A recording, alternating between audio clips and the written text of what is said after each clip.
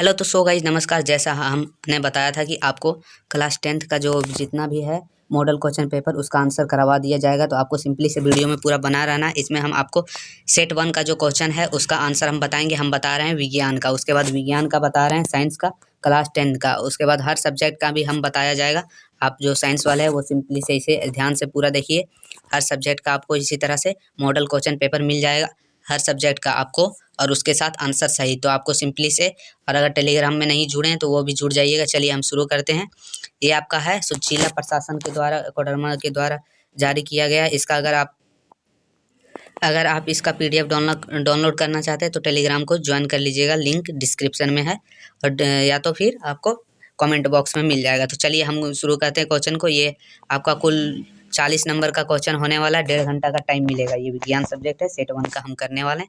तो चलिए शुरू करते हैं। सबसे पहला मेरा क्वेश्चन है, निम्न में से कौन सा पदार्थ लेंस को बनाने के लिए प्रयुक्त नहीं किया जा सकता? तो ये आपका हो जाएगा मेरा ऑप्शन नंबर डी, मिट्टी। मिट्टी है सो लेंस को बनाने के लिए प्रयुक्त नहीं किया जा सकता है।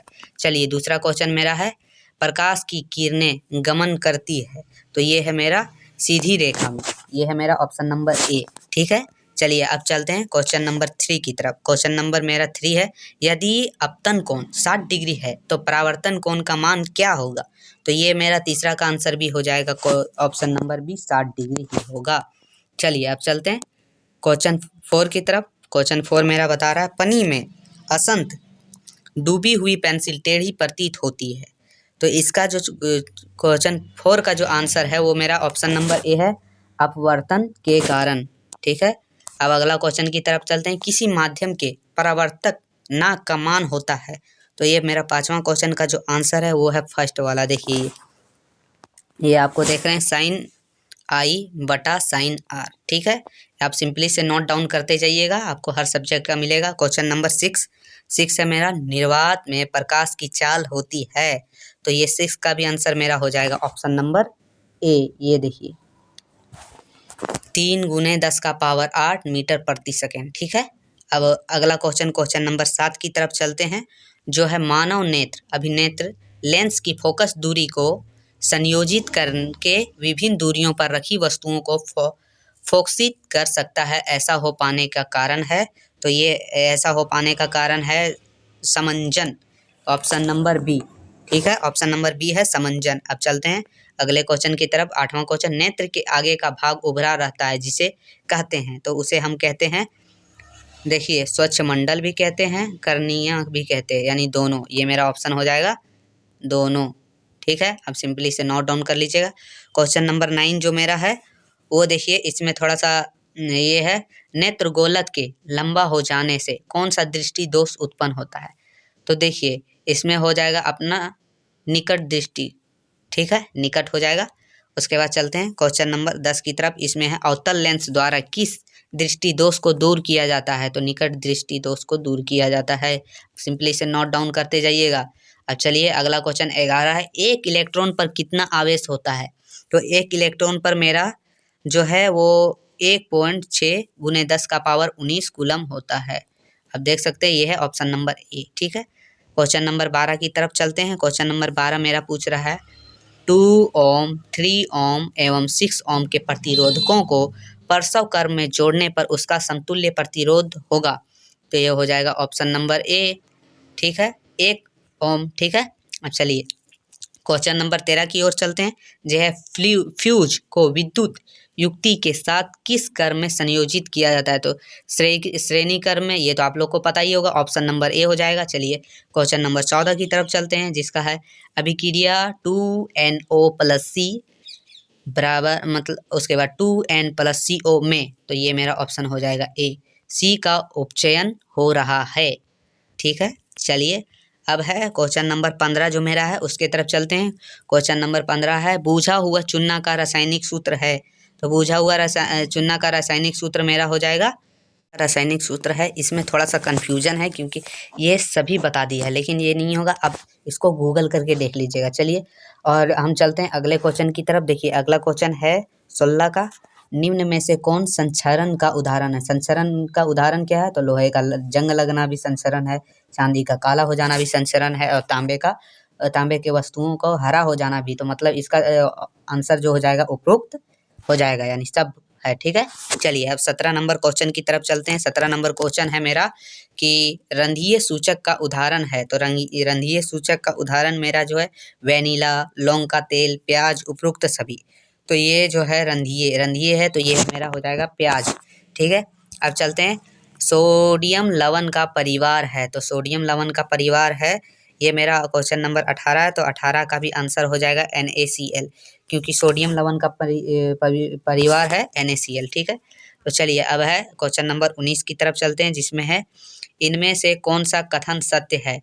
टमाटर में असोलिक अम्ल पाया जाता है, तो देखिए ये एकदम सही है, टमाटर में एसोलिक अम्ल पाया जाता है, तो ये मेरा ऑप्शन नंबर ए हो जाएगा। ठीक है, अब चलते हैं क्वेश्चन नंबर बी की तरफ। तो क्वेश्चन नंबर बी मेरा है एसाटिक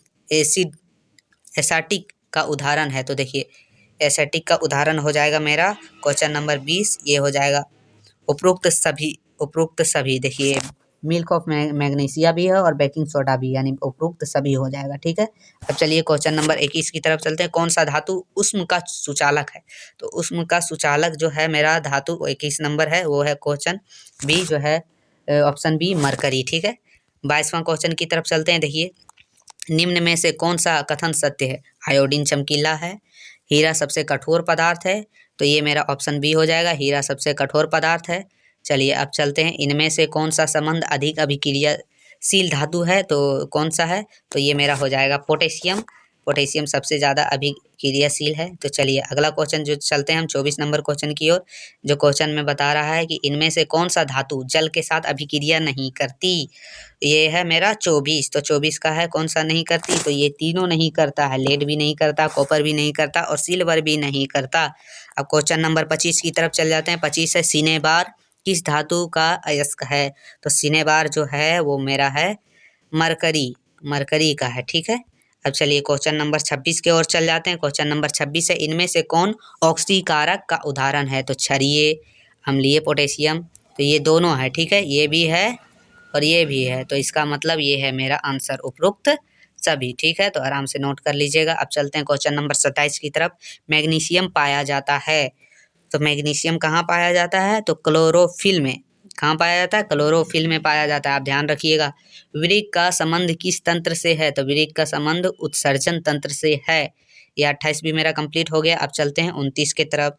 तो 29वां क्वेश्चन मेरा है पौधों में भोजन के स्थानांतरण के लिए उत्तरदायित्व है। तो फ्लोएम है, वो है। ठीक है, जो भोजन को पहुंचाता है। क्वेश्चन नंबर 30 के तरफ चलते हैं। थायरोक्सिन के स्रावन के कौन सा तत्व आवश्यक है, तो आयोडीन के कारण ही थायरोक्सिन और थायराइड जो मधुमेह है वही होता है। चलिए अब 31 क्वेश्चन है। 31वां क्वेश्चन मेरा है कि कौन सा पदार्थ हार्मोन पत्तियों के मुरझाने के लिए उत्तरदायित्व है, तो ऑप्शन नंबर सी एबिसिक अम्ल। चलिए अब चलते हैं क्वेश्चन नंबर 32 की तरफ। तो वही क्वेश्चन रिपीट कर दिया है। वृक्क के संबंध किस तंत्र से है, तो उत्सर्जन तंत्र से है। चलिए जनन मूल घटना है, तो ये है DNA की प्रतिकृति बनना। ठीक है, ऑप्शन नंबर सी, आप ध्यान रखिएगा। चलिए 34 नंबर क्वेश्चन की तरफ चलते हैं। जैव विकास का प्राकृतिक विवरण का सिद्धांत किसने प्रतिपादित किया, तो ये है मेरा डार्विन ने। ठीक है, तो आनुवांशिकता का आधार है, तो आनुवांशिकता का आधार मेरा हो जाता है DNA। ठीक है, चलिए क्वेश्चन नंबर आगे चलते हैं 36 की तरफ। प्राथमिकता उपभोक्ता को कहते हैं, तो इसका ऑप्शन मेरा 1 भी है, बी भी है, यानी कि है ऑप्शन नंबर सी ही मेरा इसका आंसर होगा, दोनों। ठीक है, अब 37 तरफ चलते हैं। तो परितंत्रण के जैविक घटक हैं, तो 37 का मेरा हो जाएगा उपरोक्त सभी। 38 की तरफ चलते हैं। ओजोन परत को सर्वाधिक प्रभावित करने वाला पदार्थ है, तो ओजोन परत को सबसे ज़्यादा जो प्रभावित करता है वो है CFC, ऑप्शन नंबर ए। चलिए अब चलते हैं क्वेश्चन नंबर 39 की तरफ। तो 39 की इनमें से कौन पर्यावरण मित्र व्यवहार नहीं है, तो देखिए स्कूटर मोटरसाइकिल से जाना, ये इससे प्रदूषित होता है। देखिए ज़रूरत नहीं रहने पर बिजली स्विच, ये तो है, तो ये ऑप्शन नहीं होगा, ये भी नहीं होगा, तो मेरा ऑप्शन नंबर 1 सही है। ठीक है, स्कूटर मोटरसाइकिल से जाना। ठीक है, अब क्वेश्चन नंबर 30 है, last and final question set 1 का। तो देखिए चिपको आंदोलन की शुरुआत कब हुई, तो चिपको आंदोलन की शुरुआत मेरा हुआ 1970 ईस्वी में। इस आंदोलन में लोग पेड़ से चिपक जाते थे और पेड़ों को बचाते थे। इसके बारे में आप ध्यान से, तो आपको ये जो सेट 1 है वो पूरा करवा दिया गया है, तो आपसे ध्यान से देख लीजिएगा, नोट कर लीजिएगा और पूरा पढ़ लीजिएगा। इसमें इसी के अंदर आपका देखिए पूरे सब्जेक्ट को लेके ये क्वेश्चन बनाया गया है। तो सेट 1 कंप्लीट हो गया, सेट 2 बहुत जल्दी आएगा। तो वीडियो अच्छा लगा हो, थोड़ा सा भी हेल्पफुल लगा हो, तो चैनल को सब्सक्राइब करके बेल आइकन को दबाना ना भूलें। फिर से मिलते आगे की वीडियो में, तब तक के लिए धन्यवाद।